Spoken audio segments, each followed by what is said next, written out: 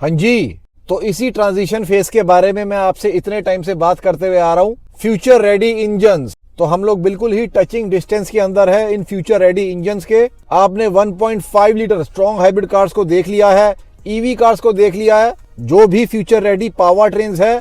Now it is time for flex fuel cars, या हम लोग FFVs भी इनको कह सकते हैं। और जैसे मैंने आप सबको अपनी 4 दिन पहले वाली वीडियो के अंदर बोला था, MSIL is not a follower. तो बिल्कुल से सबसे पहली जो फ्लेक्स फ्यूल कार इंडिया के अंदर आने वाली है, as informed by the respected union minister of India Nitin Gadkari ji, India की first flex fuel car launch होने वाली है 5 जून को। तो बिल्कुल ही हम लोग टचिंग डिस्टेंस के अंदर हैं। अब मेरे बहुत सारे भाइयों को ये क्वेश्चन आया कि ये जो इंजन्स रहने वाले हैं, ये कैसे इंजन्स रहने वाले हैं, कैसे इनकी वर्किंग रहने वाली है, क्या ये पेट्रोल के ऊपर वर्क करेंगे, क्या ये एथेनॉल के ऊपर वर्क करेंगे, कहां तक इनका प्राइसिंग जाएगा, क्या ये जो इंजन्स हैं ये 4 सिलेंडर रहने वाले हैं या 3 सिलेंडर रहने वाले हैं।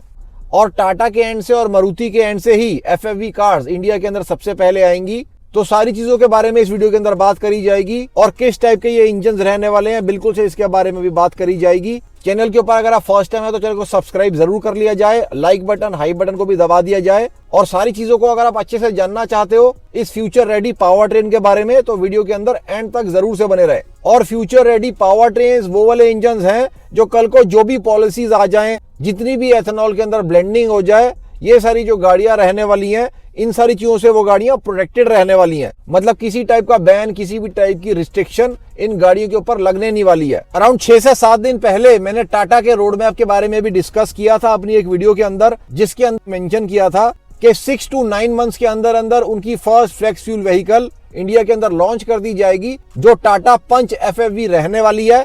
और मारुति को तो आप सब जानते ही हो, अपना कोई भी प्लान ये लोग पहले बताने नहीं वाले। ये लोग ज्यादा बिजी रहते हैं 15,000 20,000 कार्स पर मंथ बेचने के अंदर। हम सब भाइयों के बारे में ये लोग सोचते नहीं है। लेकिन दोस्तों यहाँ पर मैं पूरे का पूरा शुक्रगुजार हूँ नितिन जी का, जिन्होंने मारुति के फ्यूचर प्लान के बारे में कम से कम 15 से 20 दिन पहले हम लोगों को बता दिया। वरना मारुति सुजुकी जिस टाइप की ब्रांड है, ये लोग बहुत बारी एक दिन पहले भी नहीं बताते हैं। डिजायर बिक रही है भाई साहब, ब्रेजा बिक रही है, ब्रेजा तो 5 साल से बिना किसी फेसलिफ्ट के बिक रही है। फ्रॉन्क्स बिक रही है, बलिनो बिक रही है, 15-15 हजार यूनिट, 20-20 हजार यूनिट। इन लोगों को किसी चीज की परवाही नहीं है। हम लोग फेसलिफ्ट मांग रहे हैं, नए इंजन मांग रहे हैं, कोई भी रोड मैप नहीं देने वाले ये लोग। जैसे तैसे करके मैं अपने सारे सोर्सेज के साथ टच में रह के एक जगह पर जाकर दूसरी जगह पर जाकर जो भी रेलिवेंट इन्फॉर्मेशन है आप लोगों के लिए मैं गैदर करके लेकर आता हूं। तो दोस्तों हम लोग बिल्कुल टचिंग डिस्टेंस के अंदर हैं first flex fuel car of India के। अब कौन सी कार मॉडल रहने वाली है इसके बारे में तो हमें नितिन जी की स्पीच से नहीं पता चल पाया। यहाँ पर दोस्तों फर्स्ट तो हिजाशी टिकुशी जी का बनता था, यहाँ पार्थो बैनर्जी जी का बनता था कि वो आकर थोड़ी सी लाइट इसके ऊपर डालें कि कौन सी उनकी FFV आने वाली है, ब्रेजा के माध्यम से आने वाली है, फ्रॉन्क्स के माध्यम से आने वाली है, वैगनार के माध्यम से आने वाली है, बलेनो के माध्यम से आने वाली है। लेकिन एज यूजुअल इनमें से किसी ने भी कोई भी लाइट नहीं डाली है किसी चीज के ऊपर। और आज से नहीं, बहुत ही सालों से इन लोगों का यही रवैया चलते हुए आ रहा है।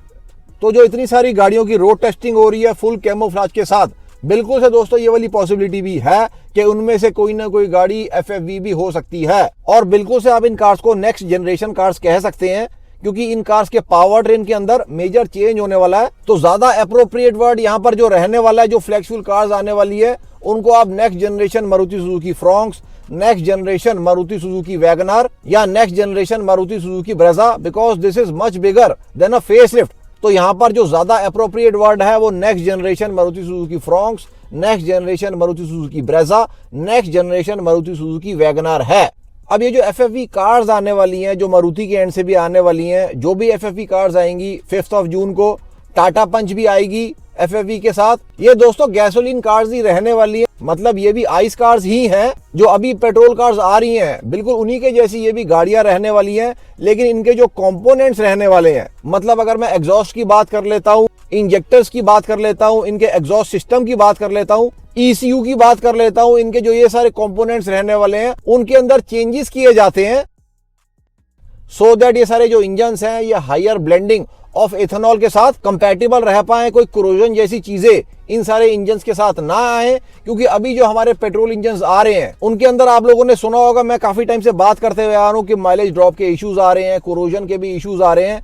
चाहे E20 कंपैटिबल इंजन्स भी वो हैं, लेकिन फिर भी उन इंजन्स के अंदर इवन E20 ब्लेंडिंग की वजह से माइलेज ड्रॉप के इश्यूज आ रहे हैं, इंजेक्टर्स ज्यादा सफर कर रहे हैं, फ्यूल लाइन ज्यादा सफर कर रही है। तो वो जो सारी चीजें हैं ना, जो नेगेटिविटीज उन वाले इंजन के साथ एसोसिएटेड थी, वो वाली सारी जो चीजें हैं एक तरीके से कवर हो जाएंगी। और ऐसा नहीं रहने वाला है कि ये जो सारे इंजन हैं ये 3 सिलेंडर हो जाएंगे। बिल्कुल से जो अभी मारुति के इंजन आ रहे हैं 1200 सीसी वाले मारुति फ्रॉन्क्स के अंदर, जो 4 सिलेंडर वाला इंजन है वही इस कार के अंदर भी रहेगा। और जो टाटा पंच के अंदर अभी रेवलोटॉन इंजन आ रहा है 3 सिलेंडर वाला, वहां पर भी वो वाला कंटिन्यू रहेगा।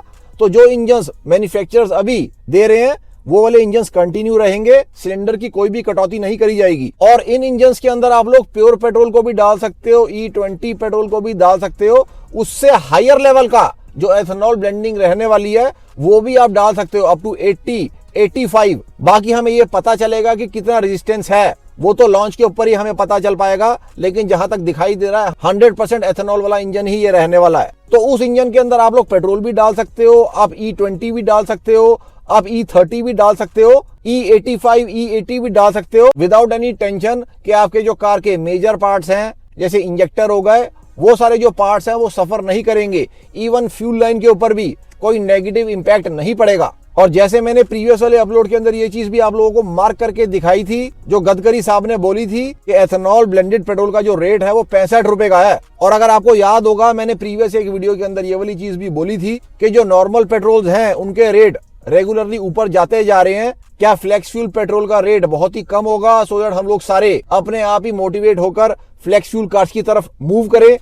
तो बिल्कुल से दोस्तों ये वाली चीज है, फ्लेक्स फ्यूल का जो रेट रहने वाला है वो काफी ज्यादा कम रखा जाएगा। तो बिल्कुल से FAVs के अंदर आपको ECM भी मिलेगा, एग्जॉस्ट सिस्टम भी मिलेगा, फ्यूल फिलर भी मिलेगा, इंजेक्टर्स भी मिलेंगे, फ्यूल लाइन भी मिलेगी, फ्यूल पंप भी मिलेगा, फ्यूल टैंक भी मिलेगा, इंटरनल कंबशन इंजन भी मिलेगा, ट्रांसमिशन सिस्टम भी मिलेगा, मैनुअल भी होगा, मोस्ट प्रोबेबली आपको ऑटोमेटिक की ऑप्शन भी मिल जाएगी। गियर बॉक्स कौन सा रहने वाला है, जहां तक मेरे को दिखाई में देता है फ्रॉन्क्स के अंदर आपको AMT ही मिलेगा, AMT/AGS गियर बॉक्स को ही कंटिन्यू किया जाएगा। और टाटा टियागो, पंच और टिगोर के अंदर भी AMT को ही कंटिन्यू किया जाएगा। मेन यहाँ पर जो फर्क किया जा रहा है वो ये किया जा रहा है कि जो मेन कंपोनेंट्स हैं हाई एथेनॉल ब्लेंडिंग के साथ कंपैटिबल रह पाए।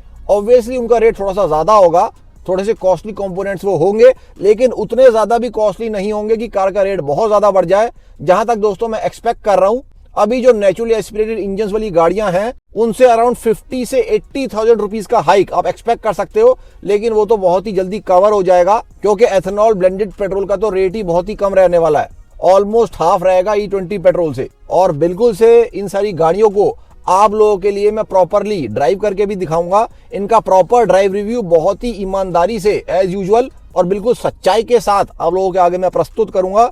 लेकिन अभी तक मेरे पास जो भी सारा डाटा इन न्यू इंजन्स को लेकर भेजा गया है बिल्कुल सही लग रहे हैं दोस्तों मेरे को ये वाले इंजन्स। कोई इशू ऐसा अभी तक मेरे को डिटेक्ट इनके अंदर हो नहीं रहा। बाकी आगे देखते हैं, अगर मेरे को और कोई चीज पता चलती है बिल्कुल आप लोगों के साथ साझा करूंगा। और इन गाड़ियों का ड्राइव रिव्यू तो बहुत ही ज्यादा जरूरी बन जाता है, क्योंकि अगर ड्राइव रिव्यू के अंदर भी मैंने किसी चीज को डिटेक्ट किया तो उसको भी मैं आप लोगों के आगे खुलकर रखूंगा। और इट सीम्स लाइक कि मारुति सुजुकी और even government step by step चल रहे हैं। पहले मारुति सुजुकी ने टोयोटा की हेल्प के साथ 1.5 स्ट्रॉन्ग हाइब्रिड को लॉन्च किया, उसके बाद ईवी कार्स को लॉन्च किया गया, अब FFVs को लॉन्च किया जा रहा है। और वो वाला दिन भी दूर नहीं है दोस्तों, जो बाकी का प्रॉमिस मैंने आप लोगों के साथ करके रखा हुआ है वो भी कंप्लीट किया जाएगा। मारुति के in house developed strong hybrid engine को भी उतारा जाएगा, जो बहुत ही कॉस्ट इफेक्टिव रहने वाला है और 1200 सीसी का रहने वाला है। तो पहले जैसे मैं आप लोगों को ये चीज बोलता था कि CNG कार्स को ले सकते हैं, बिल्कुल से अब आप इसके साथ ऐड कर लो, फ्लेक्स फ्यूल कार्स को भी बिल्कुल से ले सकते हो। इवन मच बेटर लेवल के ऊपर है ये सारी गाड़ियां, अगर मैं CNG कार से कंपेयर कर लेता हूं। तो फ्यूचर वाइज तो ये वाले इंजन बिल्कुल सिक्योर लग रहे हैं, इवन CNG इंजन से भी ज्यादा सिक्योर लग रहे हैं। बाकी आगे की जो सारी चीजें इन इंजन के बारे में है उसको भी धीरे धीरे बिल्कुल चैनल कवर करेगा। और बहुत सारे लोग मेरे को कमेंट्स के अंदर ये चीज बोलते थे कि अरीना के शोरूम वाले बोलते हैं कि कोई न्यू कार नहीं आने वाली, कोई न्यू इंजन नहीं आने वाला, कोई चेंज नहीं होने वाला।